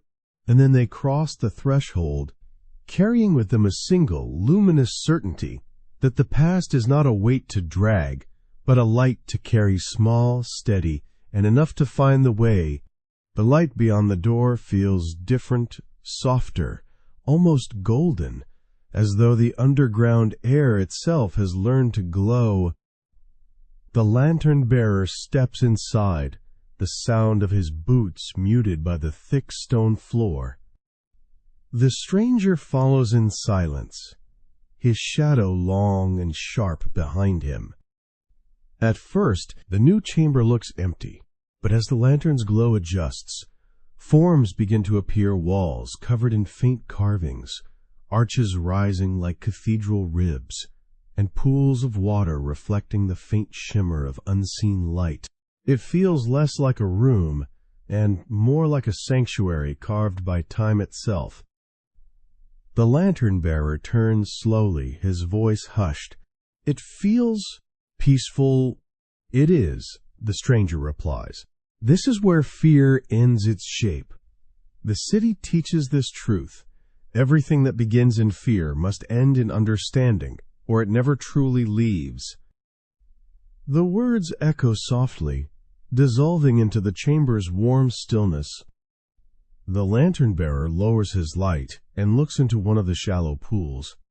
Ripples spread slowly from his reflection, and in the ripples he sees other faces, brief, transparent, like memories surfacing through time. Some are smiling, others are solemn, but none are afraid. "These are the faces of those who once feared," the stranger says, as though reading his thought. "Every one of them learned that what they fled from was not darkness, but memory." When we stop running, the shadows soften. The lantern-bearer nods slowly, still watching the faces fade and reform. "You mean all those ghosts we imagine are just the things we have not understood yet?" "Exactly. Fear is remembrance without clarity. It is the echo of what we avoid." He crouches near the pool, touching the water with a gloved hand. "When we face what frightened us, the grief, the guilt, the unknown, it no longer hunts us. It becomes part of our song." City knows this better than anyone. It has spent centuries turning fear into wisdom. The lantern-bearer looks around the chamber again. He notices that the carvings on the walls are not random. They depict scenes, people comforting each other, a figure guiding another through darkness, a child holding an elder's hand. None of it looks grand or divine. It looks human, profoundly, beautifully human. "These are the city's lessons," the stranger explains. "Every fear the people ever carried of death, of loss, of being forgotten, the city absorbed, learned from, and softened. The more it remembered, the less it feared." He gestures toward the carvings. "That is why the fog above feels alive. It is not trying to scare the living. It is carrying the city's empathy back to them. What the world calls haunting, London calls remembering." The lantern-bearer traces one of the carvings with his eyes. "Then maybe all ghosts are just misunderstood memories." The stranger smiles faintly. "Precisely. Every haunting is a lesson waiting to be translated." In the center of the chamber stands a low stone table. On it rests a single object, a cracked mirror, framed in brass darkened with age. The stranger gestures toward it. "This," he says, "is the heart of fear." The lantern-bearer frowns. "A mirror?" "Yes," the stranger replies, "because fear is nothing more than reflection of ourselves, of what we have done, of what we have left undone." He tilts the lantern so its light touches the glass. The mirror's surface ripples once, then steadies.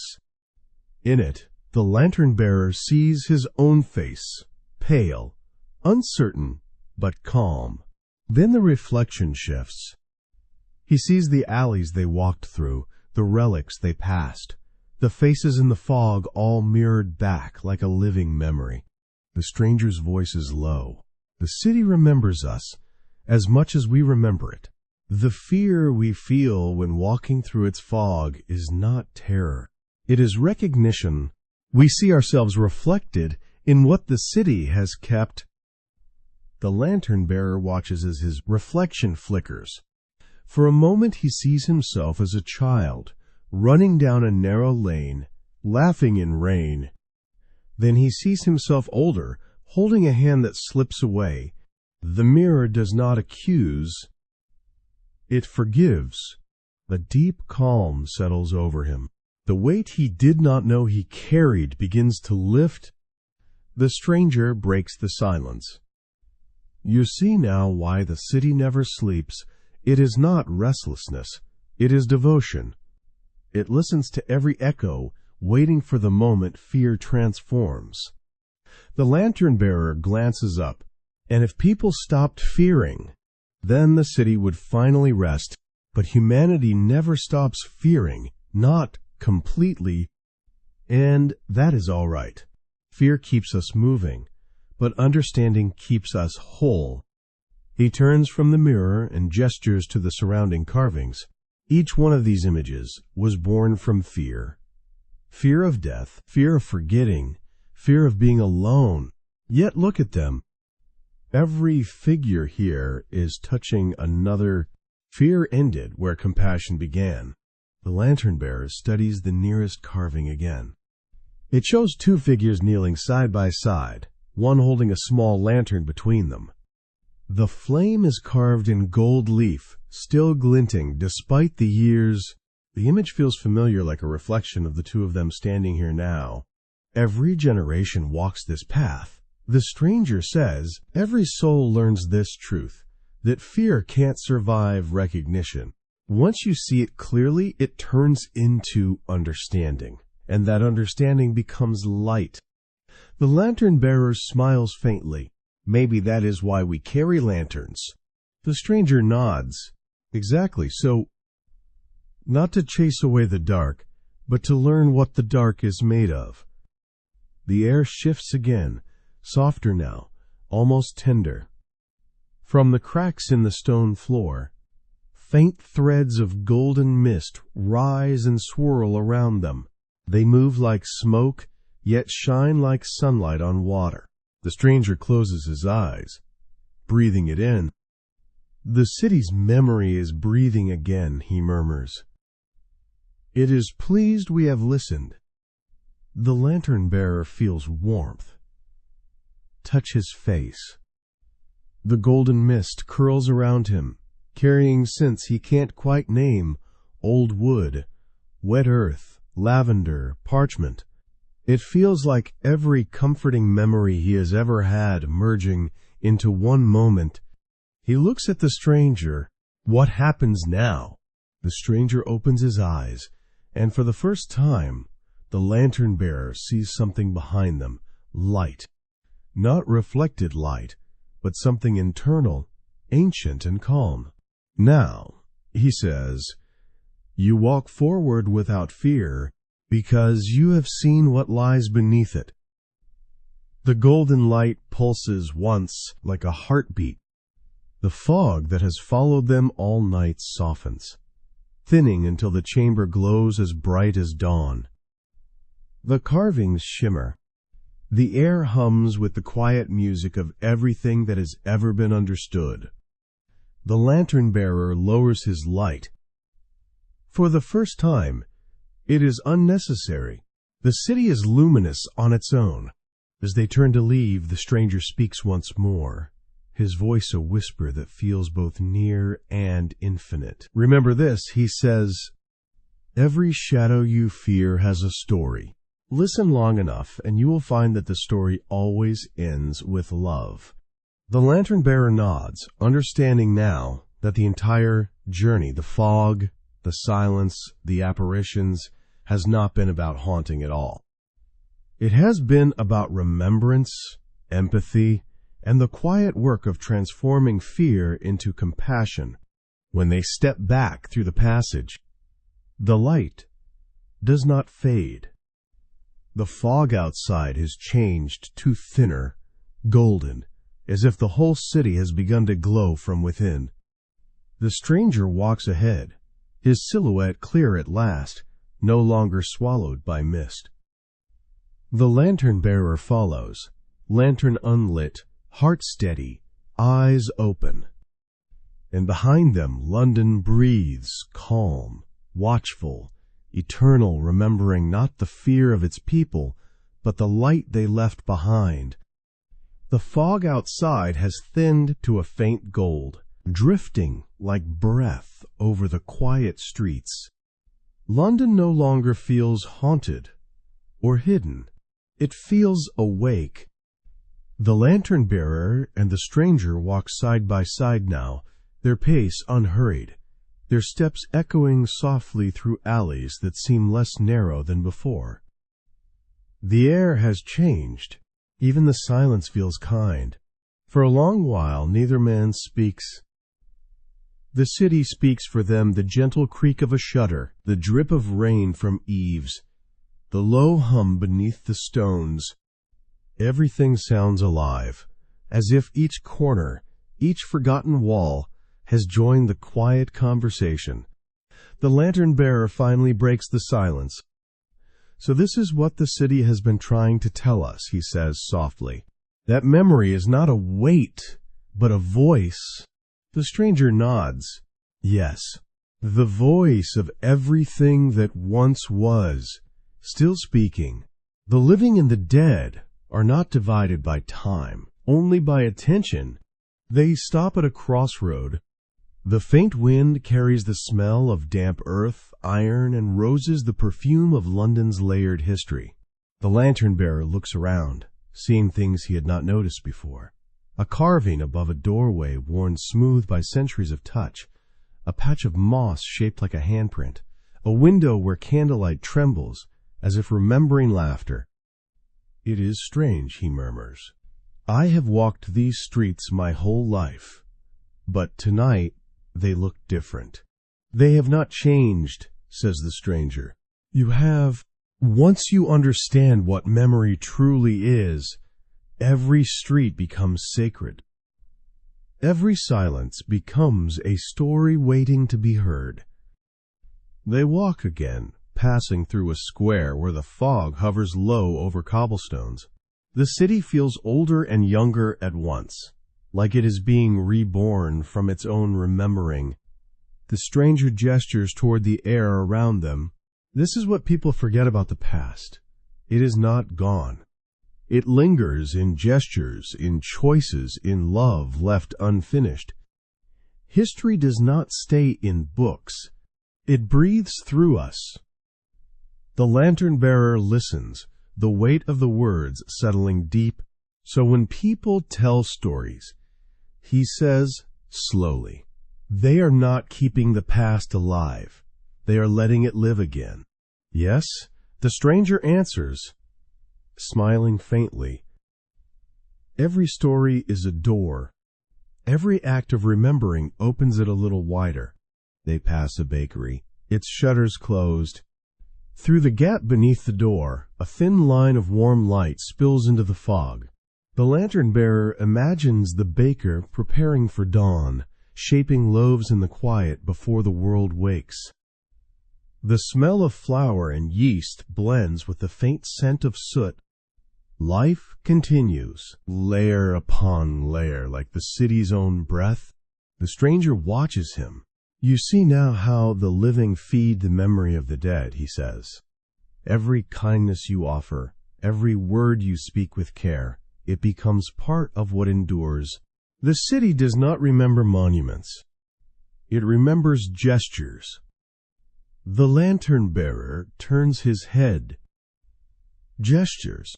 The stranger nods. The mother who covered her child's face from the rain, the friend who waited by the river until dawn, the man who gave away his last coin and told no one. These are the threads that tie centuries together. Humanity is made of them. The lantern-bearer breathes deeply, his chest rising and falling with quiet awe. He realizes that the entire journey, the alley, the fog, the hum, beneath the streets has been preparing him for this. The understanding that remembrance is not about ghosts or sorrow, but connection. The living carry the echoes of the dead not as burden, but as guidance. They stop beside a bridge. The river below moves slowly, its surface catching faint reflections of light. The water looks alive, full of muted color. The stranger leans on the railing, his eyes distant. When people forget, cities grow cold, he says, but when they remember, even the stones begin to glow. Memory is how we keep the world warm. The lantern-bearer sets his lantern down on the railing. The flame inside flickers once, then steadies. "I think I understand now," he says quietly. "It is not the ghosts that haunt us. It is the love we leave unfinished." The stranger smiles, a smile that carries both age and relief. "And now you see what the city's been trying to teach for centuries. Memory is not meant to chain you to the past. It is meant to remind you that love has no expiry. It moves forward just as time does." A church bell rings somewhere in the distance, not solemnly, but gently, as if acknowledging their understanding. The fog rises and falls in rhythm with the sound, the light trembling across the river's surface like a heartbeat. The lantern-bearer closes his eyes. He feels not fear, but gratitude. Gratitude for the unseen faces, the relics, the whispers that filled the tunnels below. Gratitude for the quiet truth that everything touched by love, however small, leaves a trace. He whispers, "Maybe this is what eternity really is, being remembered with kindness." The stranger places a hand on his shoulder. That is the only eternity that matters.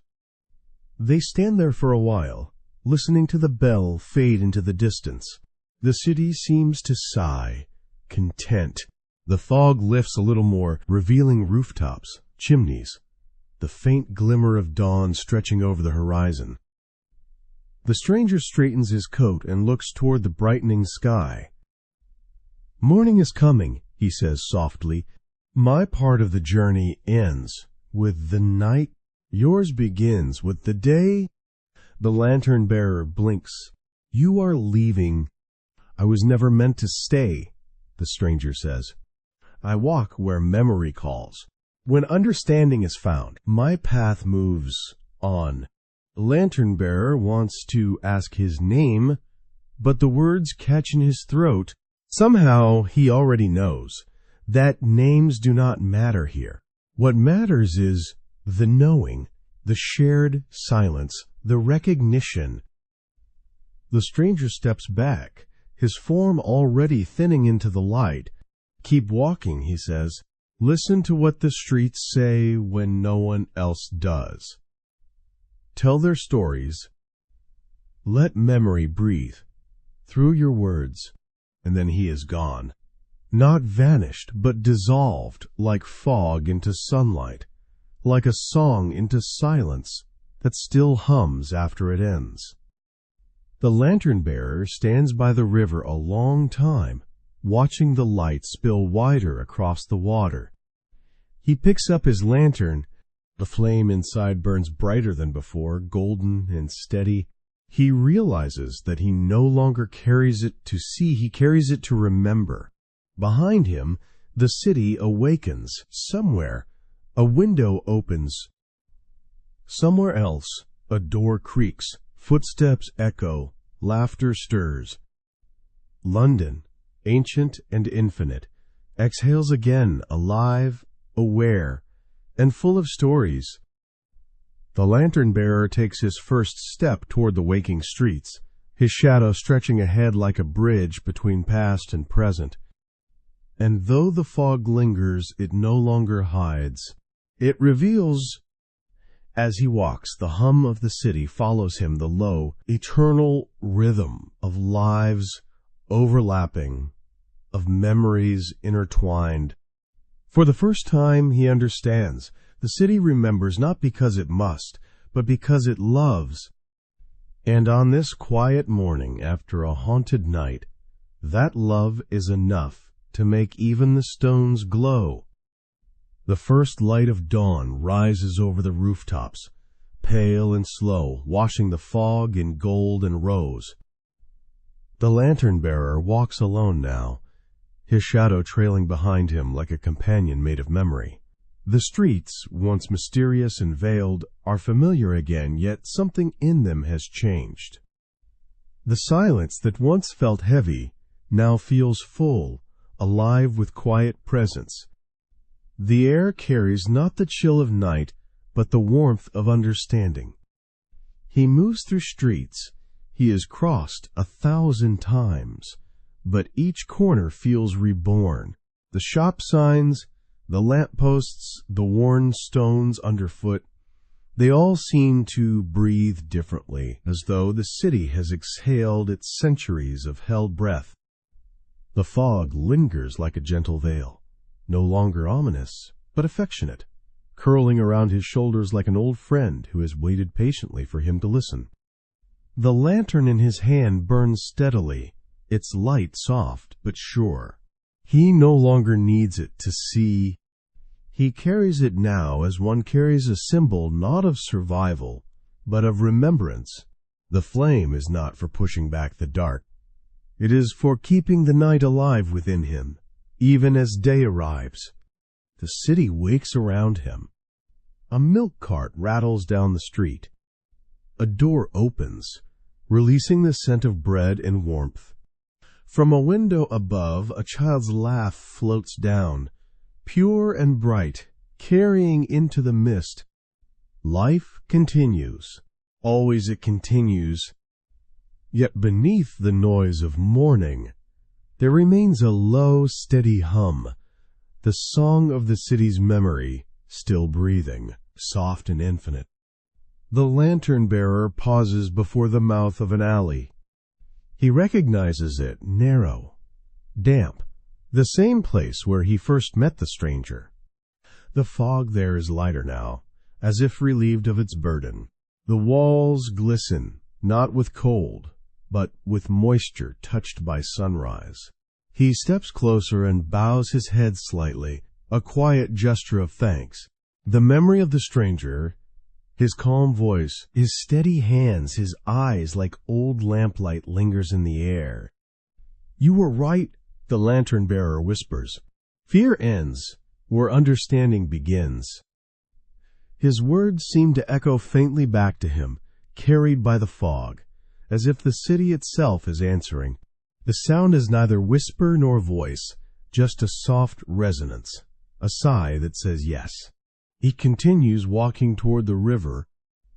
The sky brightens, and the last of the fog drifts upward, becoming light. The Thames gleams like liquid silver.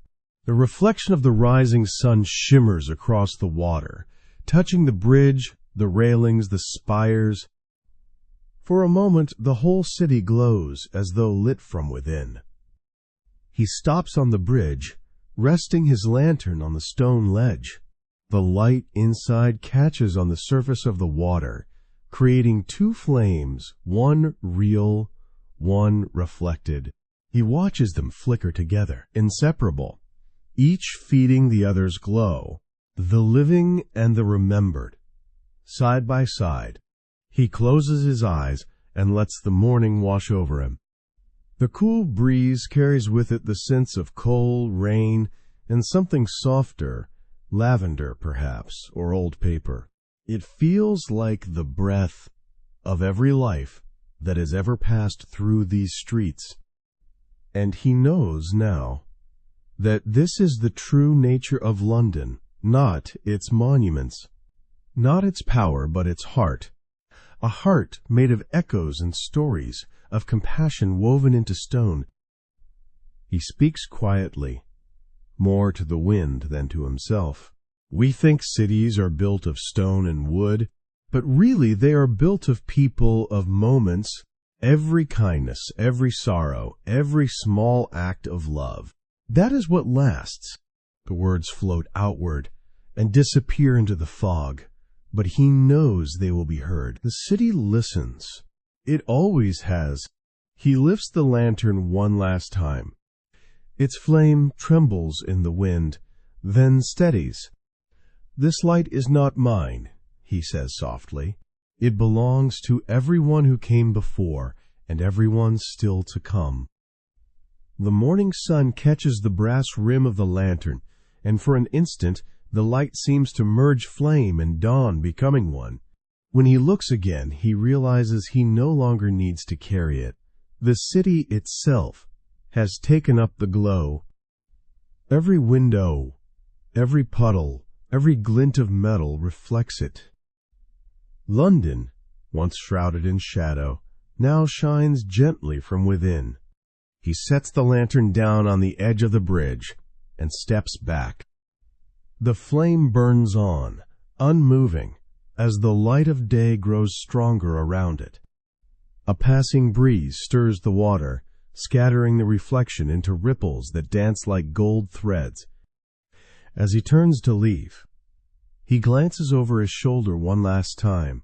The lantern stands where he left it, small, simple, but luminous, and behind it, the city stretches out in endless layers of mist and memory. The hum beneath his feet is quieter now, like a heartbeat at rest. He smiles, a quiet, knowing smile, and whispers, "Rest well, old city. You have remembered enough for now." Then he walks toward the waking streets, his steps light, his heart steady. The echoes follow him not as ghosts, but as music, threading through his thoughts. He feels the presence of those who walked before him, their stories merging with his own. And as he disappears into the brightness of the morning, London itself seems to whisper back a voice woven from thousands of others, tender and eternal. We are here. We are remembered. We are one. The last of the fog lifts. The river gleams. The day begins. The city, at peace, breathes on. As the sun climbs higher over the awakening city, the lantern-bearer pauses one last time at the edge of the street. Behind him lies a night filled with whispers, revelations, and a truth older than the stones themselves, that fear fades when remembered with love, and that memory is the soul of every city, every human heart. The fog, now gilded by sunlight, curls upward like smoke from a candle just extinguished, carrying with it the last traces of mystery and the first warmth of understanding. He takes a deep breath and smiles. What began as a haunted night has become a gentle lesson that ghosts are not curses, but messages, that history is not heavy but sacred, and that every act of remembrance keeps the light alive. The stranger's voice echoes faintly in his mind. Soft as breath, listen, and you will understand. The city remembers because you do. He looks once more at London, its bridges, its towers, its endless hum, and knows that he has become part of its memory too. Every step he takes from now on will carry a piece of this night, glowing quietly inside him. And as he turns toward the rising sun, he speaks not to anyone in particular, but to all who will someday walk these streets, searching for meaning in the fog.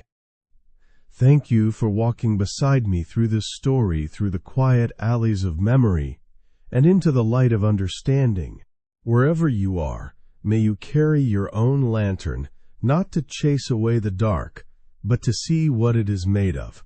Because sometimes, even in the deepest shadow, you will find that what is waiting to be discovered is love. He nods gently toward the dawn, his voice warm and calm. Goodbye, my friends. Until the next story, may your path be kind, your memories gentle, and your light steady.